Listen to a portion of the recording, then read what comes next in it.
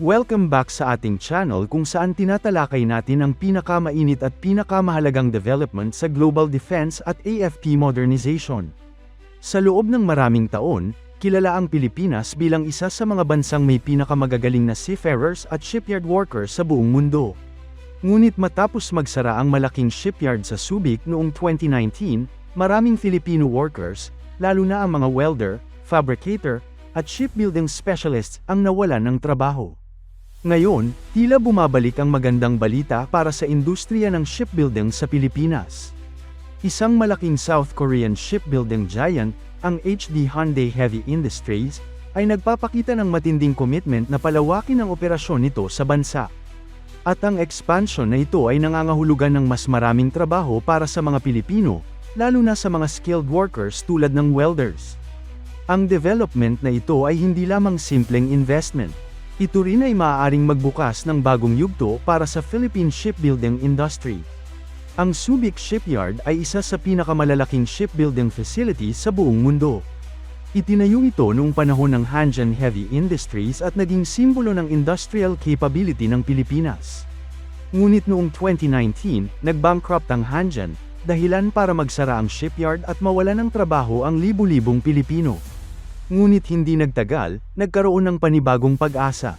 Sa tulong ng investment mula sa South Korea at Estados Unidos, muling binuhay ang Subic Shipyard sa pamamagitan ng HD Hyundai Heavy Industries Philippines. Sa isang ceremonial event noong 2025, pinangunahan ni Pangulong Ferdinand Marcos Jr. ang inauguration ng bagong shipbuilding operation sa Subic Bay. Ayon sa mga opisyal, ang pagbabalik ng shipbuilding operation sa Subic ay may malaking epekto sa ekonomiya ng Pilipinas. Kapag fully operational na ang shipyard, inaasahang halos double ang shipbuilding capacity ng bansa, from 1.3 million deadweight tons hanggang sa 2.5 million deadweight tons bawat taon. Ibig sabihin, mas maraming barko ang maaaring gawin sa Pilipinas, at mas maraming trabaho ang malilikha.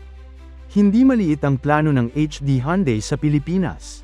Sa katunayan, inaasahan ng kumpanya na mag-invest ng humigit kumulang $550 million sa loob ng susunod na 10 taon para sa modernisasyon at expansion ng Subic Shipyard. Ang investment na ito ay gagamitin para sa modern shipbuilding equipment, shipyard facility upgrades, offshore wind platform construction, paggawa ng commercial vessels tulad ng oil tankers. Plano ng HD Hyundai na makagawa ng hanggang 10 barko bawat taon kapag fully operational na ang shipyard sa susunod na ilang taon. Ang mga barkong ito ay maaaring umabot sa 200 hanggang 250 meters ang haba, at ang paggawa ng bawat isa ay maaaring tumagal ng 16 hanggang 18 buwan. Dahil dito, nangangailangan ang kumpanya ng malaking workforce upang suportahan ang production.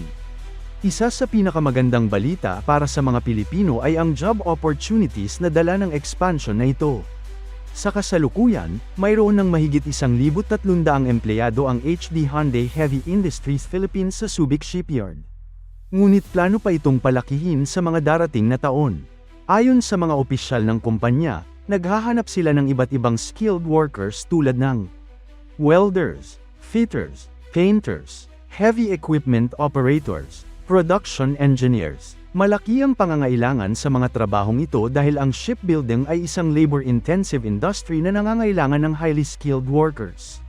Sa katunayan, inaasahan na sa loob ng susunod na ilang taon ay maaaring umabot sa 7,000 empleyado ang workforce ng shipyard. Ito ay isang malaking oportunidad lalo na sa mga Pilipinong may background sa welding at metalworks. Isa sa pinakamahalagang skill sa shipbuilding ay welding. Ang paggawa ng malalaking barko ay nangangailangan ng libu-libong welding joints sa bawat hull structure. Kaya naman hindi nakakagulat na isa sa pinaka-demand na trabaho sa shipyard ay ang pagiging welder. Sa Subic Shipyard, nagsimula na ang training programs para sa mga bagong welder upang matiyak na maabot nila ang international standards na kailangan sa paggawa ng modern vessels. Kasama sa training ang advanced shipbuilding welding techniques, safety procedures, international certification standards, paggamit ng modern welding equipment. Ayon sa Technical Education and Skills Development Authority o TESDA, nakipagtulungan sila sa Hyundai upang magpatakbo ng training center para sa mga aspiring welders. Ang unang batch ng mga trainees ay nakapasok na rin sa shipyard workforce. Ito ay isang malinaw na indikasyon na seryoso ang proyekto sa pagdevelop ng Filipino skilled workers. Bukod sa trabaho, nagbibigay rin ang kumpanya ng iba't ibang benepisyo sa kanilang mga empleyado. Ayon sa HR manager ng HD Hyundai Philippines, ang kanilang compensation packages ay competitive at nakabase sa experience at qualifications ng aplikante. Ilan sa mga benepisyo na maaaring makuha ng mga empleyado ay libreng board and lodging, libreng shuttle service, libreng pagkain sa trabaho, health insurance, HMO benefits. Para sa maraming manggagawang Pilipino, ang ganitong package ay malaking tulong lalo na sa mga manggagaling pa sa ibang probinsya. Ang expansion ng HD Hyundai ay hindi lamang tungkol sa trabaho. Ito rin ay bahagi ng mas malaking plano upang muling buhayin ang shipbuilding industry ng Pilipinas. Noong mga nakaraang taon, kabilang ang Pilipinas sa mga bansang may pinakamalaking shipbuilding output sa mundo. Ngunit nang magsara ang Hanjin Shipyard, bumaba ang production ng bansa. Ngayon, inaasahan ng pamahalaan na ang pagbabalik ng malaking shipyard operation sa Subic ay muling magpapalakas sa industriya. Ayon sa mga economic analysts, ang shipbuilding industry ay may malaking multiplier effect sa ekonomiya. Kapag lumakas ang shipbuilding, tumataas ang demand sa steel at manufacturing. Lumalaki ang logistics at port services. Dumarami ang technical jobs. Sa madaling salita, hindi lamang ang shipyard workers ang makikinabang kundi pati na rin ang maraming industriya sa paligid nito. Isa pang dahilan kung bakit pinili ng HD Hyundai ang Pilipinas ay ang strategic location ng bansa. Ang Pilipinas ay matatagpuan sa gitna ng mga pangunahing shipping route sa Asia-Pacific region.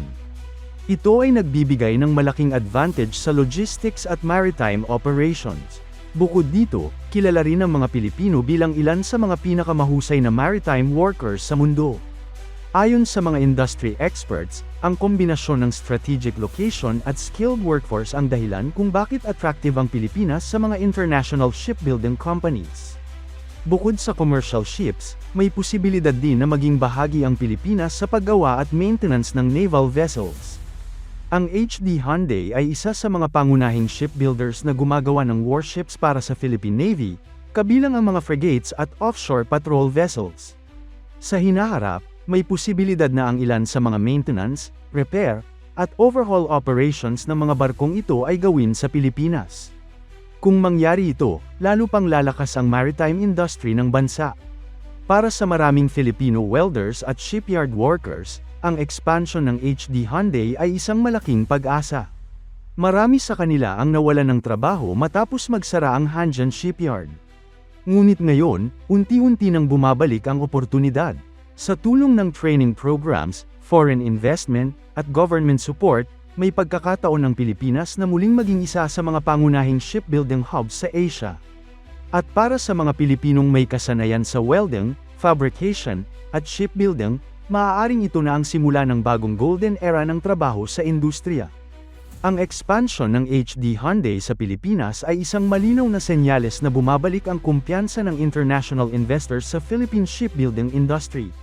Sa bilyong dolyar na investment, libu-libong trabaho, at modernong shipyard facilities, maaaring muling maging powerhouse ang Pilipinas sa paggawa ng barko sa Asia. At para sa mga Pinoy welders, fitters, at shipyard workers, ito ay isang napakagandang balita. Dahil sa muling pagbubukas ng Subic Shipyard, may bagong oportunidad na namang naghihintay para sa Filipino skilled workers na matagal nang naghahanap ng pagkakataon. Ang tanong ngayon, handa na ba ang Pilipinas na muling maging isa sa mga shipbuilding giants ng mundo?